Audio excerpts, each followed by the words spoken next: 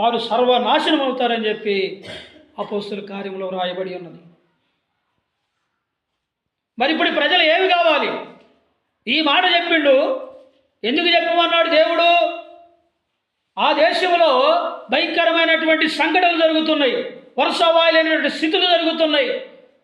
వాళ్ళు ఇష్టానుసారంగా జీవిస్తూ ఉన్నారు, వాళ్ళు ఇష్టానుసారంగా ప్రవర్తిస్తున్నారు. దేవుడు అంటే లెక్కలేదు, బైబిల్ అంటే లెక్కలేదు, దేవుడి యొక్క సేవకుడు అంటే లెక్కలేదు. అందుకే నినివే పట్టణానికి వెళ్ళమన్నాడు యోనాని. యోనా కూడా ఏమన్నా తెలుసా? వాళ్ళు మూర్ఖులయ్యా, నేను వెళ్ళను అన్నాడు. వెళ్ళను అని ఎడిపారిపోవటానికి నినివే పట్టణానికి పోయి వాళ్ళకు వాక్యం చెప్పమంటే వాళ్ళు నా మాట ఏంద్రయ్యా అని చెప్పి పోతనని చెప్పి నినివే పట్టణం మారిపోతున్నాడు. ఆయన ఎన్ని కష్టాలు పడ్డాడో మీ అందరికీ తెలుసు. ఆ వాక్యం నేను చెప్పనవసరం లేదు. ఇప్పుడు వాక్యాన్ని చెప్పాడు. ఇప్పుడు వెళ్ళి చెప్పినప్పుడు ఎవరన్నా ఏమన్నా అన్నారు? ఆయన్ని నాశనం అవుతున్నారు ఇంక 40 దినాలకి అని అంటే ఎవరన్నా ఏమన్నా అన్నారా? ఎవరు ఏమనలే. మరి ఏమనుకున్నారు వీళ్ళు? అయ్యో మేము నాశనం కాబోతున్నామా అంటే దేనికంట?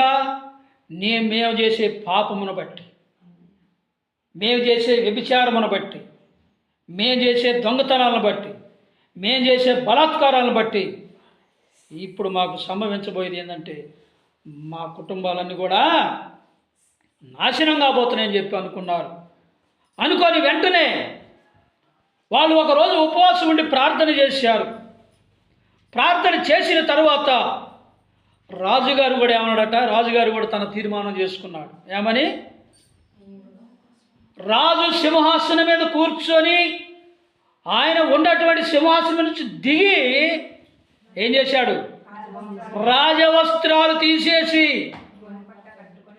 ఆయన కూడా గోనె పట్ట కట్టుకొని బూడిదలో కూర్చొని ప్రార్థన చేస్తున్నాడు. హల్లెలూయా, హల్లెలూయా. అంటే దేవుని వాక్యం వింటున్నామంటే నీ గుండెలు పగిలిపోవాలి, గుండెలు అవిసిపోవాలి. వాళ్ళ గుండెలు పగిలిపోయి నా పిల్లలు పాడైపోతున్నారు, మా ఆస్తి అంతా పాడైపోతుంది, కనీసం మేము కూడా చనిపోబోతున్నాం అనుకున్నారు.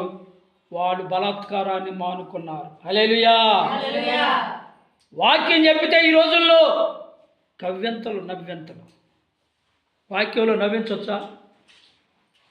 వాక్యంలో నవ్వించకూడదు, చిత్రకథలు వేయకూడదు. వాక్యం అంటే వాక్యం ఉండాలి. ఏ మనుషులకి గుండెలు పగిలిపోవాలి, గుండెలు అవసాలి. రాజుగారి బట్టలు ఏం చేసిండు? చించుకున్నాడు. అయ్యో ప్రభునందు ప్రియమైన దేవుని బిడ్డలారా,